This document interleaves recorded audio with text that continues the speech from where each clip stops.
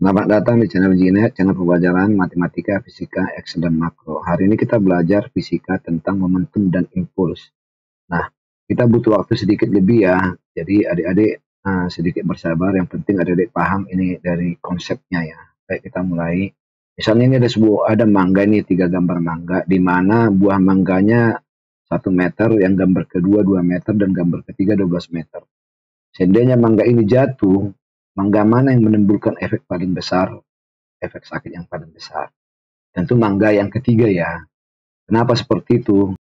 Oke, kita ke sini dulu. Nah, ini misalnya ada bola standar FIFA ya, masanya 0,45 kg ya, atau 450 gram. Dan ada bola tiruan terbuat dari besi kejal dengan masanya 43,9 kg atau ini 43.900 gram. Jatuh dari ketinggian 2 meter, sama-sama dari ketinggian 2 meter. Ya. Bila bola ini jatuh bebas, berapa kecepatan di lantai? Nah, ini misalnya nih jatuh, lalu jatuh lagi. Nah, pas di lantai, kecepatannya berapa? Nah, ini ada dari gerak lurus berubah beraturan, ya VT kuadrat sama dengan V0 kuadrat tambah 2GH. Ya, di mana VT itu adalah V pada saat di lantai ya, dan V0 pada saat di atas. Oke. Jadi VT sama dengan akar 2GH, karena tadi kita tinjau jatuh bebas ya. Artinya kecepatannya sama. Ya. Kalau kita masukkan angka-angka G sama dengan 10, ini artinya ini jadi 6,3 meter per detik kecepatannya, baik di sini sama di sini. Lalu bola mana yang menimbulkan efek kerusakan besar? Mana yang paling besar? Nah, kenapa di paling besar? Nah, ini sebelum ke situ kita tinjau dulu nih, ini simulasi mobil tabrakan dia dengan kecepatan 50 km per jam. Rusaknya seperti ini. Nah, kalau 100 km per jam, rusaknya lebih parah sedikit ya. Nah, kalau dinaikin lagi 150 km per jam, rusaknya lebih lagi. Ya. Perhatikan nih. Nah, kalau dinaikin lagi jadi 200 km per jam, dia akan lebih parah lagi dari sini nih. Artinya, tiang memberi efek. Yang ini kan menghentikan laju mobil. Nah, agar menghentikan mobil itu, tiang memberi aksi yang menimbulkan efek kerusakan paling besar. Ini kalau 450 km per jam nih, pakai jet turbo nih ya. Udah sampai habis nih, mobil nggak berbentuk lagi. Muka belakang habis. Ya. Nah, tiang ini menghentikan mobil, semakin kencang kecepatan mobil, semakin besar efek yang ditimbulkan dalam menghentikan mobil ini. Nah, misalnya ini kecepatan mobilnya dari start awal, di sini posisinya di A, nah lalu posisinya di B sesaat sebelum tabrakan, ini posisinya di B, bisa kita lihat seperti ini. Lalu pada saat tabrakan, setelah tabrakan, ya, ini ada di D ya. Jadi B dan C ini sebenarnya berimpit ya posisinya, tapi ini belum terjadi, ini sesaat setelah terjadi. Nah, ini sesaat sesudah terjadi. Ya, bentuknya seperti ini mobilnya nih setelah tabrakan. Ya. Nah, di sini ada momentum ya. Ini ukuran kesulitan menghentikan suatu benda. Jadi, ukuran kesulitan menghentikan mobil ini. Nah, kalau di sini dia, rumusnya ini ya. M kali V. Posisi A. Di posisi B, demikian juga M kali V. Di posisi C, demikian juga M kali V. Posisi D juga gitu M kali V. Setelah terjadi tabrakan juga berapa lama, ya M kali V juga. Seperti itu. Oke, nah kita kembali lagi ke bola ini ya. Jadi setiap benda tadi yang memiliki massa dan kecepatan akan memiliki momentum ya. Yang rumusnya adalah M kali V. Nah, momentum ini adalah besaran vektor. Ini ya vektornya. Jadi ini vektor ya. Oke. Jadi kalau dia turun pada posisi A ya, momentumnya ini. Vektornya ke bawah ya. Lalu pada posisi B, ya momentumnya beda momentum titik A dan titik B. Nah, untuk yang ini nih, kita perhatikan nih. Bola mana yang menimbulkan efek kerusakan paling besar? Ini momentum nih ya. Ini tergantung kepada massanya. Jadi massa ini lebih besar daripada massa ini, otomatis momentumnya lebih besar. Sehingga kerusakannya lebih parah di massa yang lebih besar. Ingat aja momentum. Jadi hantaman ya, kira-kira gitu ya. Untuk gampangnya seperti itu deh. Jadi saat hantaman terjadi, momentum. Oke, ini ada impuls adalah perubahan momentum dalam waktu yang singkat. Jadi di sini terjadinya. Ya. Oke. Jadi itu sama dengan perubahan momentum ini delta P, P2 kurang P1. Ya. Akhir dengan awal, kira-kira gitu ya. Nah, impuls juga adalah hasil kali gaya dan waktu ya. Nah, gaya ini biasanya adalah fungsi waktu. Oke, jadi I sama dengan lambangnya kita bikin gini, kali delta T. Jadi kita coba teruskan dulu. Nah, kalau di sini dia tadi, misalnya mobil tadi di sini, ini pada saat terjadi tabrakan, saat awal tabrakan dan sesudah tabrakan biasanya gini nih. Ya, tinjauannya seperti itu. Jadi kita nggak meninjau mobil ini, nggak kita tinjau saat di sini. Pada saat di sini nih sesudah terjadi tabrakan. Nah, demikian juga contoh-contoh lain, misalnya bisbol ya. Pada saat kena ke pemukul dan lepas dari pemukul, kira-kira bentuknya seperti ini. Begitu juga menendang bola. Pada saat bola kena di kaki lalu diayun, ya bola masih di kaki dan lepas dari kaki, sesaat lepas dari kaki, mungkin gambarnya seperti ini. Tapi dalam kasus lain gambarnya bisa juga seperti ini. Jadi ini sebagian berada di bawah grafik sumbu T. Oke. Ingat ya, syarat impuls itu gaya rata-rata ada dan waktu kontak ada. Dan waktu kontaknya harus singkat. Oke, coba kita lihat seperti ini tadi ya. F kali delta T tadi ya. Ya. Nah, artinya luas permukaan di bawah grafik. Atau luas permukaan di atas grafik yang ke arah horizontal ya. Jadi luas di antara grafik dan sumbu horizontal grafik ini. Oke. Nah, luasnya sebenarnya kita bisa dapatkan dengan mengintegrasi elemen I. Elemen DI di sini, elemen kecil I, ini kita sebut nanti DI, luasnya. Nah, kalau dia pada T di sini, ini ada delta T, ya. Berarti F-nya kan ini. Ya. Kalau di sini dia T-nya, F-nya udah ini. Dan kalau di sini dia ini F-nya. Kira-kira seperti itu. Jadi DI ya sama dengan FT DT. Ini adalah DI ya. Nah, lalu I totalnya adalah integral dari DI, integral dari FT DT. Ya. Kalau waktunya dari A sampai dengan B, maka ini integral dari T sama dengan A sampai T dengan B. Ya. Oke. Nah, kalau hasil integral ini adalah I1 dan yang di bawah ini I2, maka ini bisa sama dengan I1 kurang I2. Kira-kira seperti itu. Nah, bisa juga seperti ini nih. Kalau rata-rata, ya gaya ini, rata-ratanya ya, hanya di sini deh rata-ratanya. Dan waktunya dari A sampai B, maka ininya sama dengan luas permukaan yang di bawah ini nih, rata-ratanya nih. Nah, ini dia luasnya ini. Ya, berarti ingat loh, ini udah rata-rata ya. Jadi bukan F seperti ini lagi nih, tapi rata-rata kali delta T. Nah, oke. Nah, hubungan momentum dan impuls seperti ini. Ingat ya, tinjauannya waktu yang sangat kecil.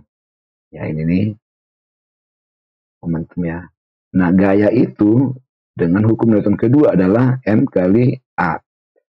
A itu adalah percepatan, ini besaran vektor juga. Nah, itu delta V per delta T. Artinya gini nih. Nah, kalau ini kita masukkan sini, berarti ini adalah momentum dan momentum. Akhir dan awal. Ya. Berarti kalau naik ke sini nih, ya, ini impuls, ya ini nih, itu sama dengan M PB kurang PA. Oke, coba kita contoh soal ini. Sebuah mobil bermasa 1,5 ton melaju dengan kecepatan 100 km per jam. Tiba-tiba direm.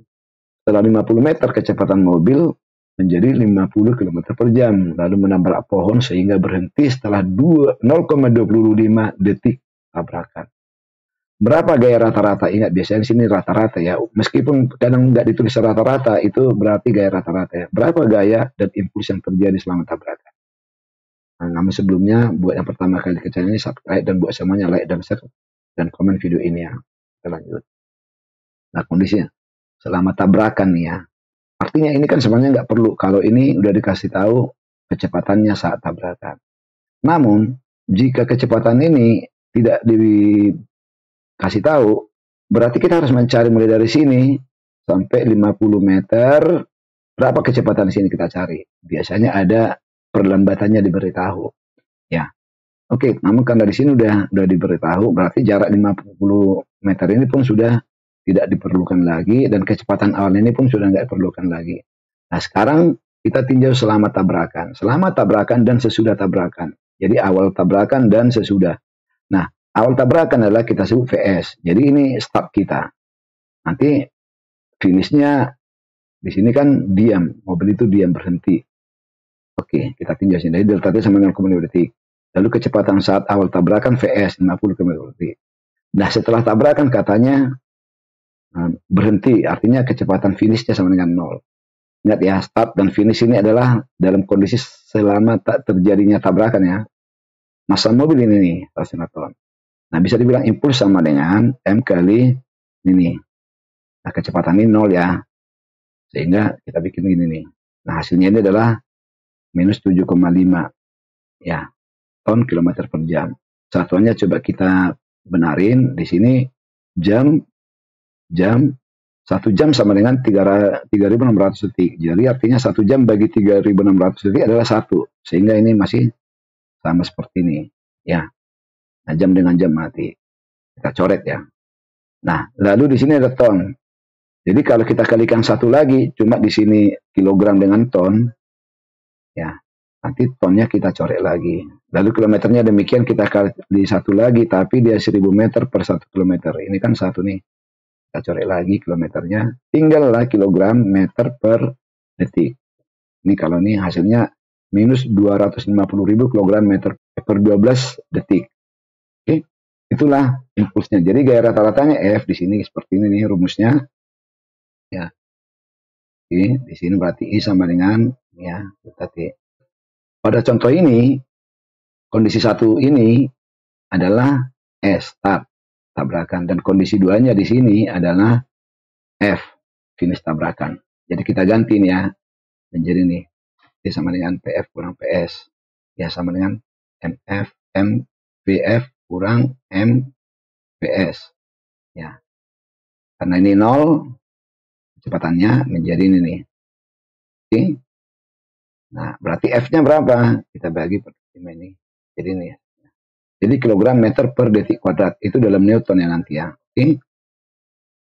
Nah, hasilnya 10⁻⁶ per 12 Newton. Arah minus berarti berkebalikan dengan arah start ini ya. Oke, kecepatan awal ini. Lalu di sini nih kita masuk ke tabrakan, tumbukan ya. Jadi kalau ada dua benda saling bertumbukan, nah sebelum terjadi tumbukan dan sesudah terjadi tumbukan. Di sini ada kata-kata sesaat sebelum dan sesaat sesudah, setelah.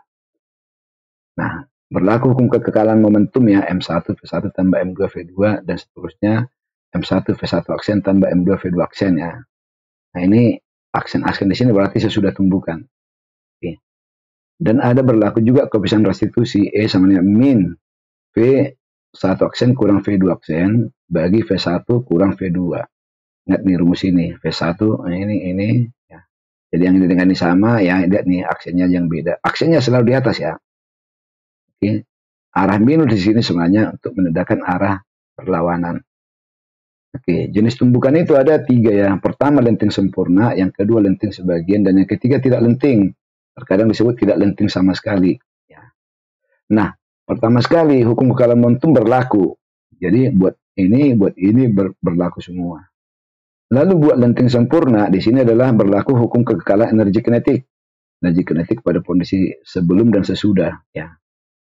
Sesudah seperti ini nih. Artinya nanti kecepatan awal sama dengan kecepatan akhir tapi arah yang berbeda ini. Buktikan, adik-adik bisa buktikan ini nanti ya. Nah, E sama dengan 1 buktikan. Jadi ini nih. Sama dengan 1. Nah, kalau lenting sebagian, energi kinetik ada energi yang hilang ya. Jadi E lebih besar dari 0 dan lebih kecil dari 1. Kalau tidak lenting, kedua benda atau semua benda kalau lebih dari 1 akan menyatu. Jadi E-nya sama dengan 0. Oke, kita lanjut ya. Jadi kita udah tahu ini rumus ini sekarang. Sekarang coba kita lihat fenomena bola pingpong yang melenting di lantai. Jadi kalau ada bola pingpong jatuh bebas ke lantai atau mungkin punya kecepatan awal dengan ketinggian H1, kecepatan awal. Nah, sampai di lantai dia punya kecepatan ya. Berapa kecepatan sampai di lantai ini? Ini ada rumus gini nih. V1 kuadrat sama dengan V0 kuadrat tambah 2AH1. Ya. Oke. Nah, A di sini adalah gaya gravitasi ya. Percepatan gravitasi, jadi G dalam hal ini yaitu bebas. Oke. Jika V0 sama dengan 0, maka ini nih V1 sama dengan akar dari 2G H1. Ini jadi G ya. Oke. Nah, berlaku hukum kekalahan momentum. Ya. Oke, di sini kecepatan lantai di awal dia 0. Oke, ada ini jadinya. Lalu di sini massa lantai itu sangat besar ya, sangat tak terhingga. Dan kecepatan lantai setelah tubrukan dekati 0 lah. Sehingga nilai ini, kecepatan di sini sama dengan kecepatan di sini berbeda. Kalau ini langsung 0, berarti nanti kecepatan ini sama dengan kecepatan ini. Tapi sebenarnya ada gitu, ada ya. Oke. Berarti E-nya sama dengan ini nih. Nah, kecepatan lantai karena mendekati 0 kita nggak hangus. Nah, jadi inilah E-nya. E ini adalah elastisitas ya. Oke. Nah, ini ya sampai dengan ini. Perhatikan ya, jadi V1 aksen adalah min E V1 ya. Di sini tanda minus berarti berlawanan dengan V1. Jadi kalau ini V1 aksennya sesudah itu berarti ke atas. Berapa besarnya ini? Ini tadi besarnya ya. Lalu bolanya akan naik nih sampai berhenti di atas. Berapa jauh ini berhenti di atas ini? Misalnya H1 aksen. Dari H1 aksen ini dengan rumus ini juga kita dapatkan ya. Kan karena di sini udah berhenti berarti ini 0. Lalu V1 aksen karena V0-nya kan jadi V1 aksen ini ya. Kuadrat kurang 2GH. Kenapa kurang? Karena dia gravitasinya ke bawah, gerakannya ke atas, melawan gravitasi kan. Jadi kurang 2G H1 aksen ini. Sehingga ya H1 aksen sama dengan V1 aksen kuadrat per 2G. Oke. Kalau kita ganti ini dengan ini hasilnya. Nah, ini bisa kita coret 2G dengan 2G ya. Jadi H1 aksen sama dengan H1 kali E kuadrat. Jadi tinggi ini adalah E kuadrat kali H1 kali ini. Nah, bisa dibilang juga E sama dengan ini. Ya, ini pindah ke bawah, artinya H1 aksen dibagi H1, lalu kita akarkan. Itu sama dengan akar ini per akar ini.